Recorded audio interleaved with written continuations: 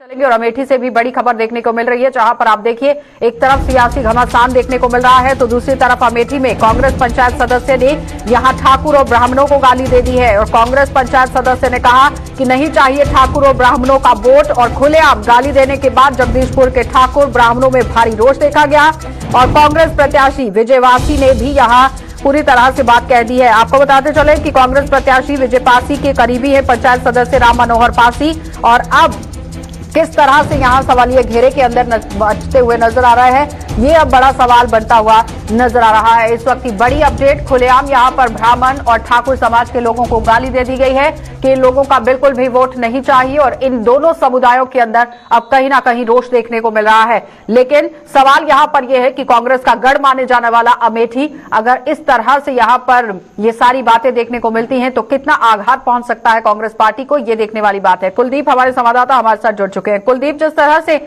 दो समुदायों को यहां गाली दे दी गई कि वोट नहीं चाहिए, क्या लगता है कि कितना आघात आने वाले समय में यहां पर झेलना पड़ सकता है कांग्रेस पार्टी को? जी बिल्कुल, अगर बात की जाए तो अमेठी की जगदीशपुर विधानसभा है जो आरक्षित विधानसभा में आती है। यहाँ पे अनुसूचित जाति के व्यक्ति ही चुनाव लड़ते हैं। ऐसे में कांग्रेस की तरफ से विजय पासी को इस बार अपना उम्मीदवार बनाया गया है और उनके समर्थक उन्हीं के गांव में खुलेआम ठाकुर और ब्राह्मण को गाली दे रहे हैं, माँ बहन की गाली देते हुए कह रहे हैं कि हमें ठाकुर और ब्राह्मण का वोट नहीं चाहिए, जिसको लेकर लगातार गांव में आक्रोश है। गांव में भारी नाराजगी देखी जा रही है।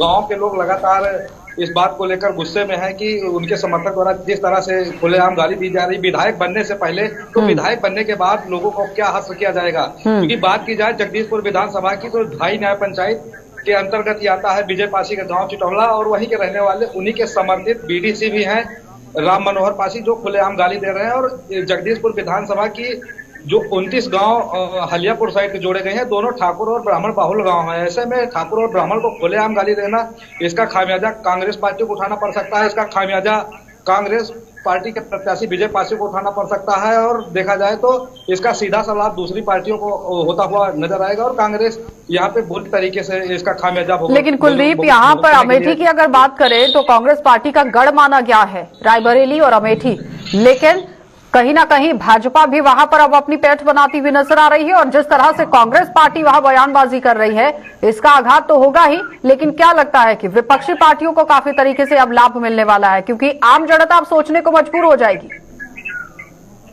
जी बिल्कुल, कभी कांग्रेस का गढ़ रहा था और बात की जाए जगदीशपुर की तो ये सबसे मजबूत किले के अवैध किले के रूप में कांग्रेस के लिए जाना जाता था। यहाँ पे कई दशक तक कांग्रेस का ही विधायक जीता हुआ है और बात की जाए तो केवल बीजेपी 2 बार ही यहाँ पे कमल खिलाने में कामयाब रही है।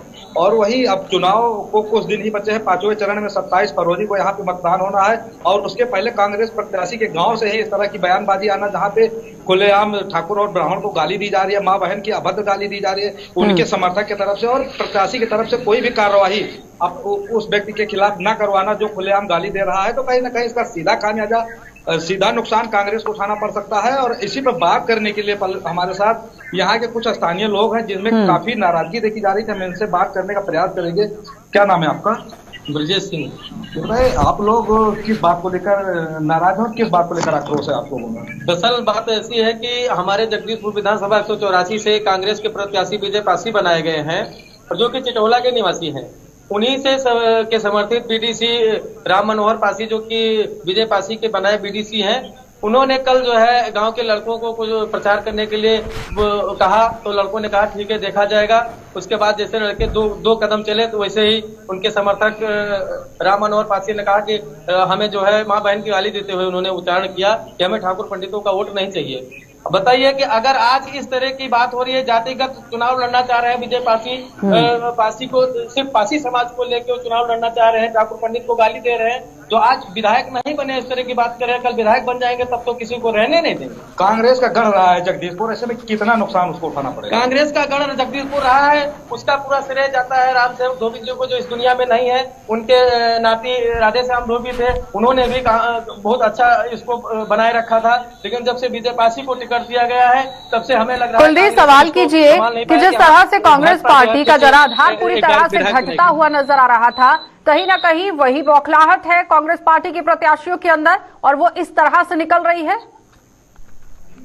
जिस तरह से कांग्रेस का जनाधार घट रहा है, क्या उसकी बौखलाहट है जो इस तरह से सामने आ रही है कि कांग्रेस प्रत्याशी के समर्थक उन्हीं के गांव में खुलेआम गाली देते हुए नजर आ रहे हैं? दरअसल अभी वो चुनाव नहीं जीते हैं, वो अपने विधायकी के मद में अभी से बह रहे हैं। उनको लग रहा है हम विधायक बन चुके हैं, लेकिन ऐसा कुछ नहीं है। ये भाजपा का गढ़ बन चुका है 2017 से, और ये फिर यहाँ पे भाजपा ही चुनाव जीतेगी।